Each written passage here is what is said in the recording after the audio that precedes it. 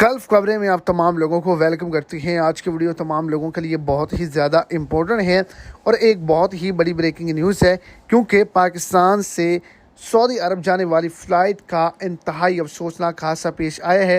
इस जहाज़ के अंदर फ़्लाइट के अंदर 250 अफराद सवार थे जो कि हादसे का शिकार हुए हैं।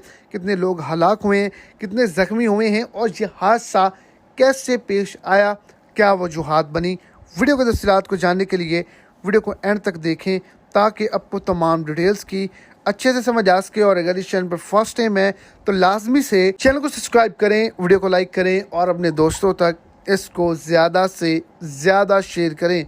आपको बताता चलूँ कि बड़ी अपडेट शेयर की गई है आज के दिन, वो ये कि सऊदी अरब जाने वाली फ़्लाइट जो है उसका हादसा हुआ है। 250 अफराद इसके अंदर सवार थे। रन वे पर ही इंजन में आग लग गई, जिसकी वजह से जहाज़ की उड़ान नहीं भरवाई गई।